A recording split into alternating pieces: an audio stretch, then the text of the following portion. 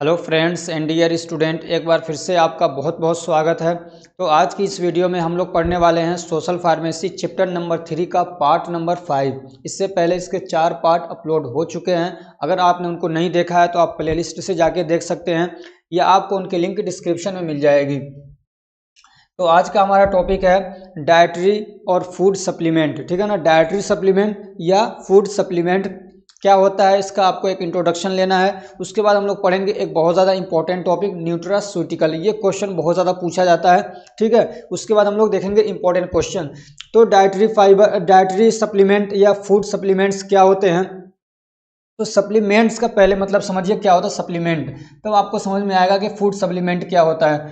तो ये मेंस नहीं है, ये मीन्स है, ठीक है ना, ये लगा लीजिए इसमें। तो सप्लीमेंट का मतलब होता है to complete the lack of anything.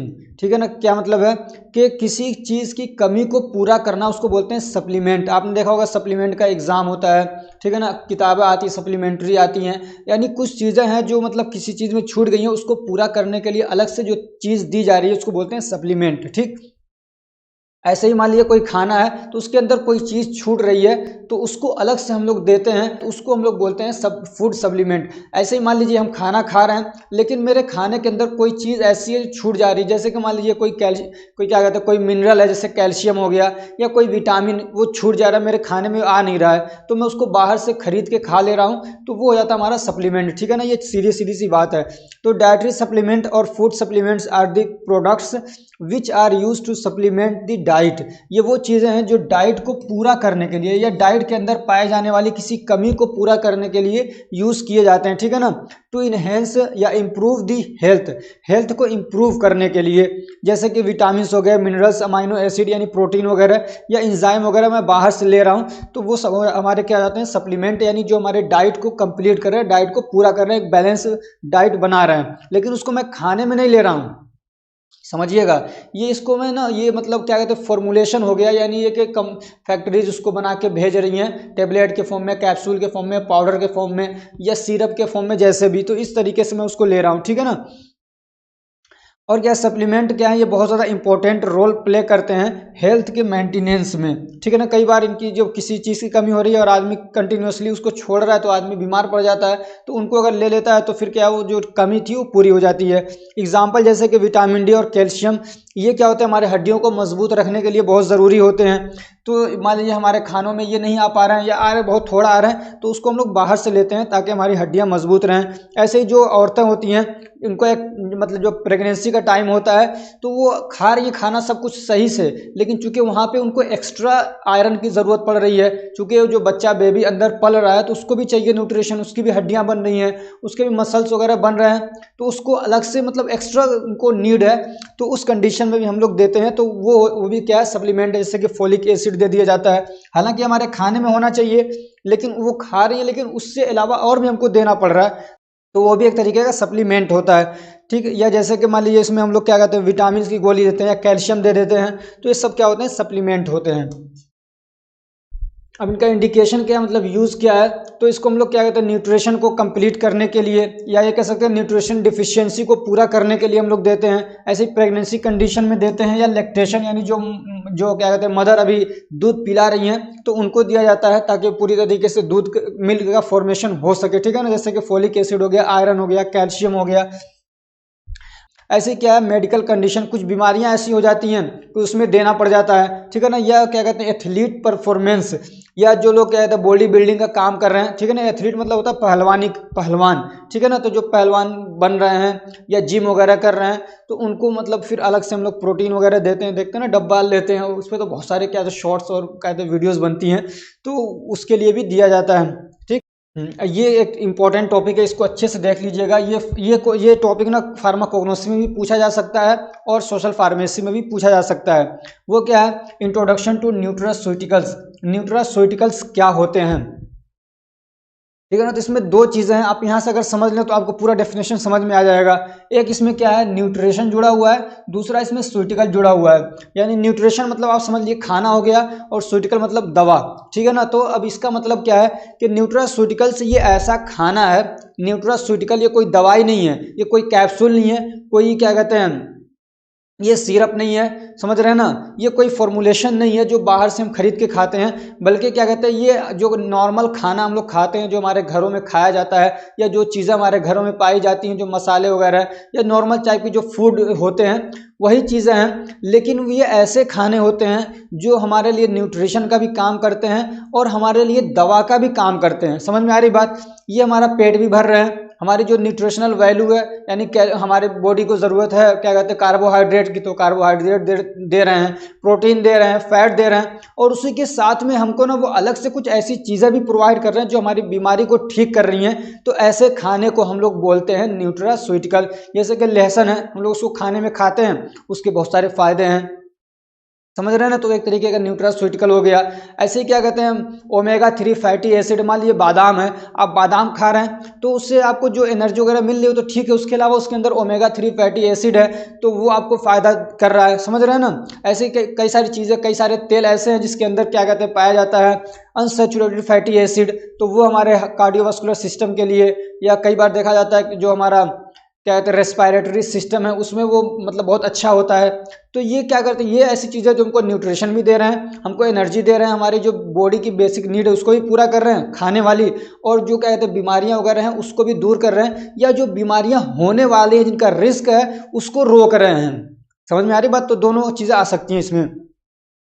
अब ये जो टर्म है, एक आध नंबर क्वेश्चन पूछ लेता था, कई बार पूछा है कि न्यूट्रास्यूटिकल जो टर्म है इसको किसने दिया, तो उनका नाम था स्टेफन डेफिलिस, ठीक है ना। स्टेफन डेफिलिस ने ये क्या कहते हैं ये जो टर्म है इसको क्वाइंड किया, क्वाइंड करने मतलब उसको ये नाम दिया था, ठीक। अब उनके अकॉर्डिंग न्यूट्रास्यूटिकल्स क्या है, तो ये कह रहे हैं कि ये फीड्स है, यानी खाना वगैरह है, ये फीड्स नहीं होना चाहिए, फूड कर लीजिए इसको। ये क्या है, फीड का मतलब तो होता है खिलाना, और फूड का मतलब जो प्लेट में रखा हुआ है खाना, समझ रहे हैं ना। तो फूड है, फूड या ये पार्ट्स या पार्ट्स ऑफ फूड, ये खाना है या खाने का कोई हिस्सा है, which provide nutritional value as well as medical value, ठीक है ना। इस तरीके से आप डेफिनेशन लिखेंगे कि ये वो खाना होता है या खाने का कोई हिस्सा होता है, उसका कोई पार्ट है जो हमको न्यूट्रिशनल वैल्यू भी प्रोवाइड करता है। न्यूट्रिशनल वैल्यू आपने पढ़ लिया, जो हमारी बॉडी की बेसिक नीड्स होती हैं, जैसे कार्बोहाइड्रेट, फैट, प्रोटीन या मिनरल्स, और क्या कहते हैं विटामिन, तो ये सारी जो चीज़ें होती हैं वो हमको मिले उससे, और साथ साथ में वो क्या है वो मेडिकल वैल्यू भी उसके अंदर हो, यानी वो बीमारी को ठीक करने की उसके अंदर एबिलिटी भी हो, तो वो खाना हमारे लिए क्या होता है न्यूट्रास्यूटिकल होता है। यही डिफिनेशन थोड़ा यहाँ दूसरे वर्ड्स में बताया गया है। इसके एग्जाम्पल्स, ठीक है ना, न्यूट्रास्यूटिकल के एग्जाम्पल पूछता है तो आप लिख दीजिएगा ओमेगा 3 फैटी एसिड, ऐसे क्या कहते हैं विटामिन डी, ऐसे क्या एस्कॉर्बिक एसिड और एंटीऑक्सीडेंट, ठीक है ना। ये सब क्या है, ये एक तरीके के न्यूट्रास्यूटिकल्स हैं, ठीक है ना। और ये हमारे लिए फूड भी है, खाना भी है हमारे लिए, ठीक। अब एक टॉपिक पूछा इसमें कि थेरापेटिक एप्लीकेशन ऑफ न्यूट्रास्यूटिकल्स, यानी ये न्यूट्रास्यूटिकल तो हम समझ गए, लेकिन इनको बीमारियों में यूज़ किया जाता है, उसके कुछ एग्जांपल से दे दीजिए। तो इसके एग्जांपल हम लोग देख लेते हैं, तो ये आपको समझ में आ रहा है ना। थेरापेटिक एप्लीकेशन का मतलब बीमारियों को ठीक करने के लिए, थेरापेटिक एप्लीकेशन मतलब बीमारियों को ठीक करने के लिए उसका यूज़, ठीक।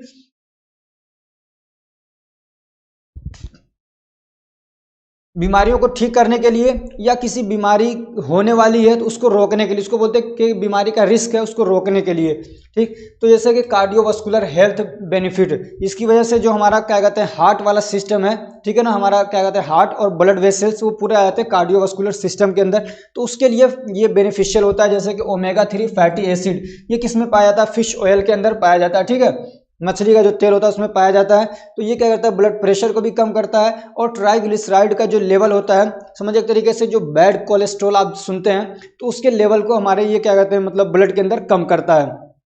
तो इस तरीके से हार्ट के रिलेटेड जो बीमारियां उनको कम करता है, उसके रिस्क को लोअर कर देता है। ऐसे ही बोन हेल्थ भी है, मतलब बोन हेल्थ मतलब एक इसका थेरापेटिक एप्लीकेशन है। जैसे कि कैल्शियम हो गया, विटामिन डी हो गया, ये किस में पाए जाते हैं, दूध में पाया जाता है, दही में पाए जाते हैं, मछली में पाए जाते हैं। Vitamin D found in fatty fish, या फैटी फिश के अंदर पाया जाता है क्या, विटामिन डी, ठीक है ना। कैल्शियम इसमें पाया जाता है मिल्क में, योगर्ट में, फिश में। और क्या कहते हैं विटामिन डी किस में पाया जाता है, फैटी क्या कहते हैं फैटी फिश हो गया उसमें, एग्स में, लीवर के अंदर पाया जाता है। तो they are use to treat osteoporosis, ये ऑस्टियोपोरोसिस को ठीक करने के लिए यूज होता है, ठीक है ना।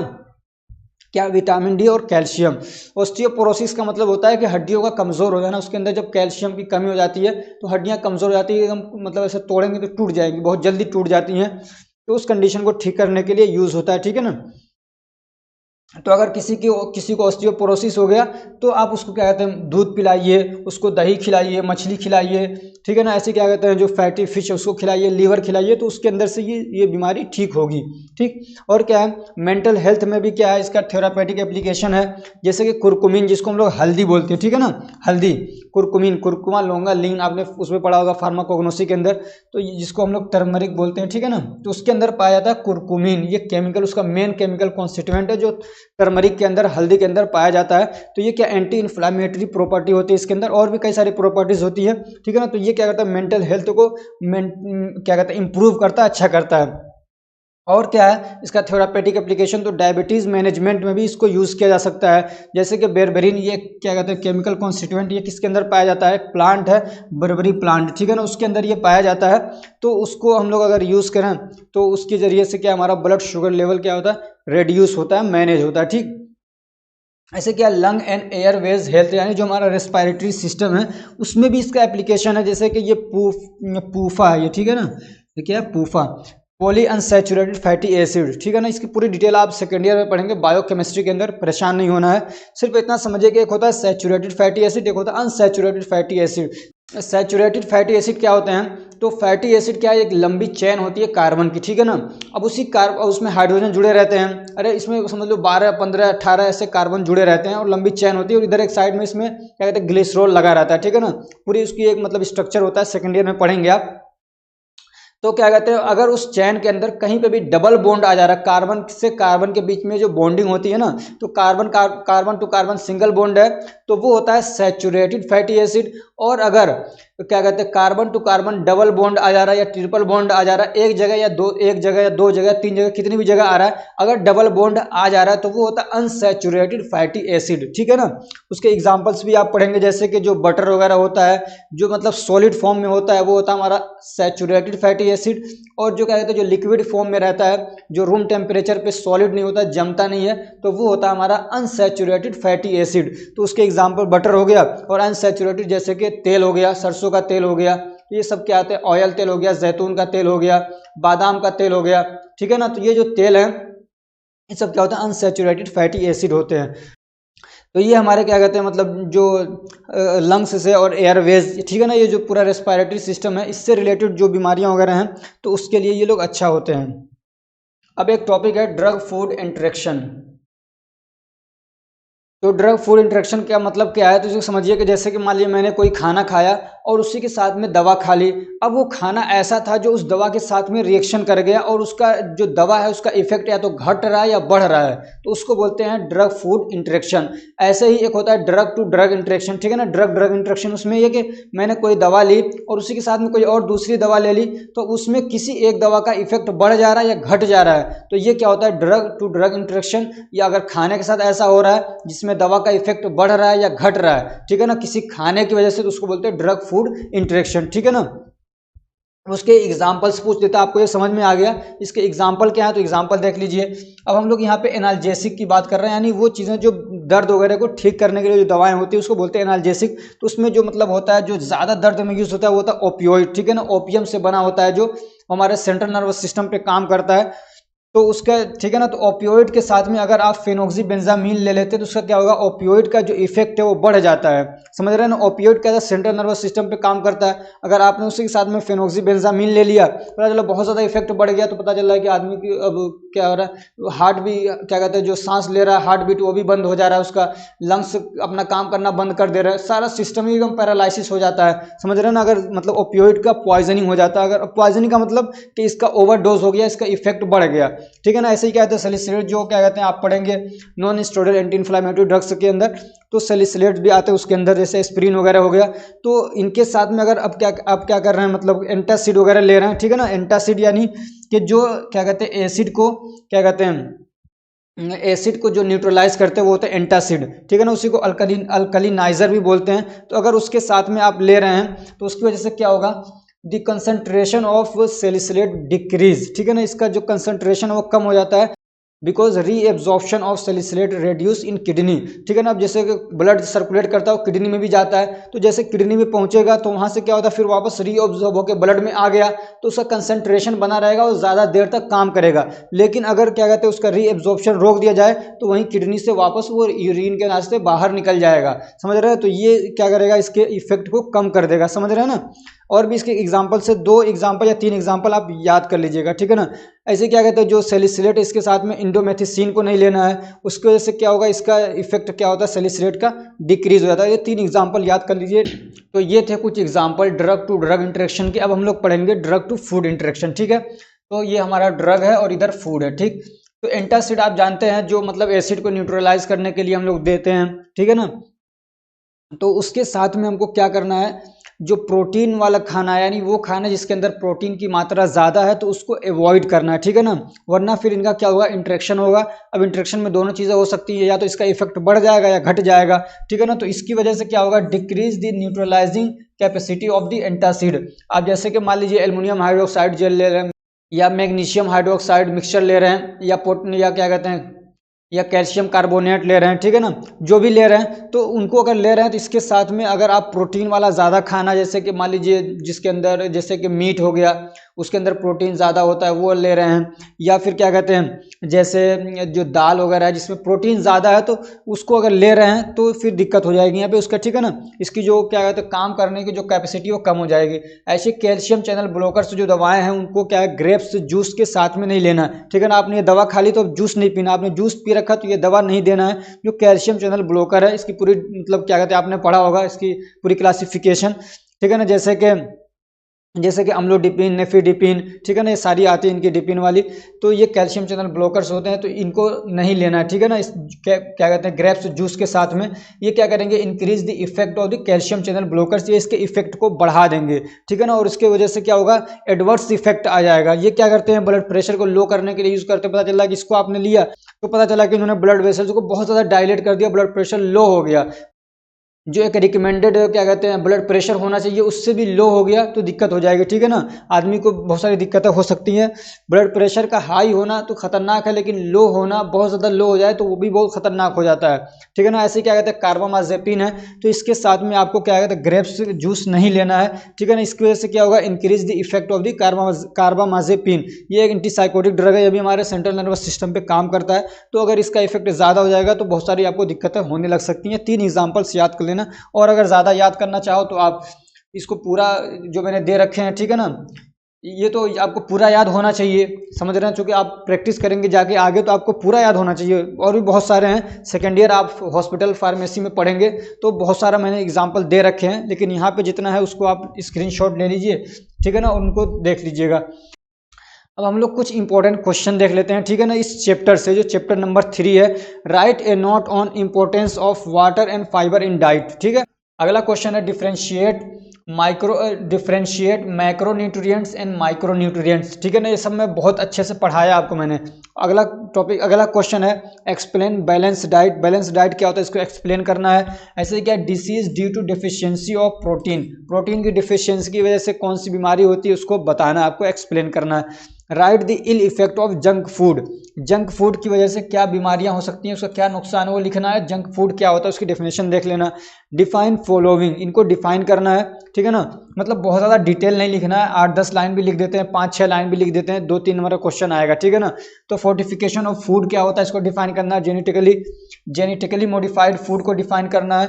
फूड अडल्ट्रेशन क्या होता है, फूड सेफ्टी, इन पे आप छोटा सा नोट लिखना आपको, ठीक है ना।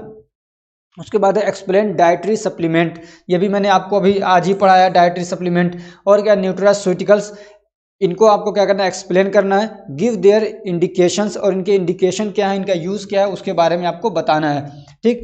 उसके बाद है डिफाइन ड्रग फूड इंटरेक्शन, ठीक है ना। ड्रग फूड इंटरेक्शन के बारे में आपको क्या करना है, डिफाइन करना, लिखना है। या ऐसे पूछ लेता है ड्रग टू ड्रग इंटरेक्शन, ठीक है ना, या पूछ लेगा ड्रग इंटरेक्शन के बारे में लिखिए। तो अभी जो मैंने पढ़ाया आपको वो आप उसके बारे में लिख देंगे, ठीक है ना। और उनके एग्जाम्पल भी पूछता है विथ 3 सुइटेबल एग्जाम्पल, ठीक है ना, 3 एग्जाम्पल देख लीजिएगा। उसके बाद है write the effect of the artificial ripening.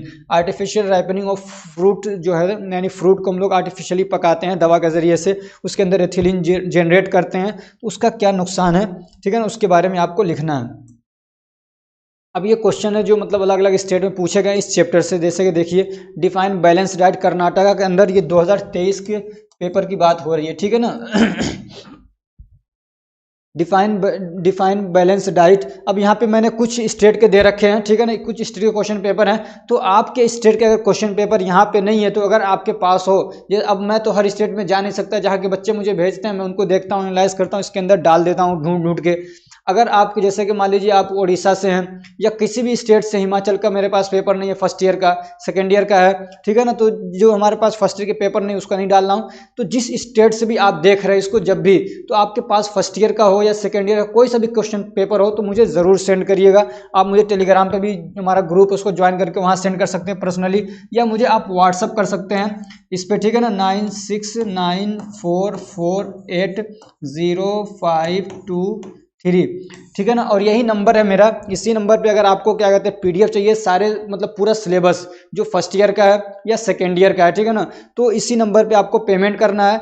आप ये वीडियो कब देख रहे हैं इस पे डिपेंड करेगा आपको कितना पे करना है। अगर आप 2024 के अंदर ये वीडियो देख रहे हैं तो आपको 100 रुपीज़ में 5 सब्जेक्ट के नोट्स मिल जाएंगे फर्स्ट ईयर के। और अगर आप 2024 के बाद देख रहे हैं इस वीडियो को तो आप 100 रुपया ना पे करिएगा। पे करने से पहले इस नंबर पे एक बार मैसेज करके पूछ लीजिएगा, सर मुझे फर्स्ट ईयर के नोट्स चाहिए, कितना पैसा देना पड़ेगा, ठीक है ना। बहुत ज़्यादा नहीं होगा, 10 रुपया 20 रुपया हर साल हो सकता बढ़ जाए या 2 साल में बढ़ जाए। बहुत सारे स्टूडेंट मैसेज करते हैं सर कितना देना, मैं कहता हूँ 100 रुपया। कहते हैं सर 100 रुपया एक सब्जेक्ट का देना है या मतलब सारे सब्जेक्ट का इसी में मिल जाएगा। मतलब ये अमाउंट बहुत थोड़ा लगता है बहुत सारे स्टूडेंट को, लेकिन मेरा मानना यह है कि स्टूडेंट हैं तो बहुत सारा पैसा तो अभी कमा ही नहीं रहे हैं, वो अपने पेरेंट्स पे डिपेंडेंट होते हैं। अभी ये जो 100 रुपया ले रहा हूँ ना, ये बहुत ज़्यादा अमाउंट नहीं है, ठीक है ना। आपको वीडियोस भी दे रहा हूँ, अपना टाइम दे रहा हूँ, इतना सारा नोट्स प्रिपेयर कर रहा हूँ, बहुत सारा टाइम मैं अपना दे रहा हूँ, तो बहुत थोड़ा अमाउंट ले रहा हूँ, समझ रहे हो ना, बहुत थोड़ा सा अमाउंट ले रहा हूँ। बहुत सारे लोग 1-1 हज़ार में 1.5-1.5 हज़ार में पूरा आपको क्या कहते हैं पूरा सिलेबस पढ़ा के दे रहे होंगे, समझ रहे हैं। 2000 कोई ले रहा होगा, कोई 900, कोई 500, 800। और मैं आपको क्या है पूरे वीडियोस सारे फ्री हैं, आप जब चाहें जितनी बार चाहें देख सकते हैं। उसके अलावा आप सिर्फ पीडीएफ के पैसे ले रहा हूं, तो मैं इतना टाइम दे रहा हूं तो इतना तो मेरा भी हक बनता है। और इससे ना जब आप पैसे दे के कोई चीज़ लेते हैं तो आपको उसकी थोड़ी सी इंपॉर्टेंस बढ़ जाती है, ठीक है ना। चलिए, अब आपको अगर लेना हो तो लीजिएगा, नहीं लेना तो आप यहाँ से नोट्स बना सकते हैं, लेकिन क्वेश्चन पेपर ज़रूर इस नंबर पे भेज दीजिएगा, ठीक। तो एक तो ये हो गया। उसके बाद है explain prevention of various type of nutritional deficiency disease, ठीक है ना। न्यूट्रिशनल डिफिशियंसी जो डिसीज़ होती है यानी न्यूट्रिशन की कमी की वजह से जो बीमारियां होती हैं उनको रोकने के जो क्या कहते हैं अलग अलग टाइप हैं उसको बताना है, ठीक है ना। ये सारी चीज़ें पढ़ चुके हैं आप। उसके बाद है write the effect of artificial ripening, ये भी मैंने पढ़ा रखा है। आर्टिफिशियल राइपनिंग की वजह से give 2 example of drug food interaction, ठीक है ना। यहाँ पे 2 एग्जाम्पल्स पूछे हैं और मैंने 3 पढ़ा दिए और उसमें दिए तो मैंने 5-6। बीटी यूपी के अंदर देख लीजिए 2023 का पेपर, ठीक है ना। उसके बाद है describe the composition of balance diet in Indian food. Indian food के अंदर बैलेंस डाइट में क्या क्या चीज़ें होना चाहिए, ठीक, वो मैंने पूरा बताया आपको। What do you mean by junk food, ठीक है ना, ये क्वेश्चन है। उसके बाद है व्हाट इज़ मल न्यूट्रिशन, ये क्वेश्चन भी, ये भी मैंने आपको टॉपिक पढ़ा दिया है। What is the role of water in our diet, इस पर भी पूरा एक नोट दिया है बहुत ईजी लैंग्वेज में। व्हाट आर न्यूट्रास्यूटिकल, ठीक है ना, ये सारे टॉपिक ये तो अभी मैंने आज ही पढ़ाया आपको। उसके बाद महाराष्ट्र का पेपर देख लेते हैं हम लोग। तो discuss types and importance of fibre in diet, ठीक है ना। फाइबर की टाइप्स पूछ लिए इसने यहाँ पे। ये क्वेश्चन को थोड़ा सा मतलब उलझा देते हैं, समझ रहे हो, थोड़ा टफ कर देते हैं। हालांकि सिलेबस में टाइप नहीं दिया है लेकिन इन्होंने टाइप अलग से दे दिया है, ठीक है ना। तो importance of fibre in diet, diet के अंदर फाइबर की क्या इंपॉर्टेंस है उसको बताना है। What is food safety, food safety क्या होता है, इस पर पूरा मैंने आपको एक नोट दिया है। व्हाट आर न्यूट्रास्यूटिकल्स, ठीक है ना, जो मैंने कहा ना न्यूट्रास्यूटिकल देखो हर जगह पूछा गया तीनों पेपर के अंदर। उसके बाद है हरियाणा 2023 का, ये भी है, ठीक है। Right about genetically modified food, ये भी पढ़ा है। Explain importance of water and fibre in diet, ठीक है ना। ये सीधे सीधे क्वेश्चन ऐसे ही टॉपिक जो दे रखा है सिलेबस में ऐसे ही क्वेश्चन पूछा गया है। Right in details about balance diet and मल न्यूट्रिशन, ठीक है ना, डिटेल में लिखना है बैलेंस डाइट क्या होता है, मल न्यूट्रिशन क्या होता है। डिफाइन न्यूट्रास्यूटिकल, ये देख रहे हो ना nutraceutical. Discuss different types of nutraceuticals, मैंने आपको कई सारे अलग अलग न्यूट्रास्यूटिकल्स भी बताए हैं। और डिटेल पढ़ना आपको तो आप फार्माकोग्नोसी पढ़ लेना, वहाँ पे बहुत डिटेल है, पूरा चैप्टर है। उसके बाद CSVTU छत्तीसगढ़ का, right A note about water and fibre in diet, explain food drug interaction, explain adulteration of food. Adulteration ये इंपॉर्टेंट टॉपिक है कोग्नोसी के लिए भी, ठीक है ना, इसमें पूछे ना पूछे लेकिन कोग्नोसी में तो बहुत पूछा जाता है इसको। तो ये जो आपका चैप्टर था यहीं पे कंप्लीट हो रहा है।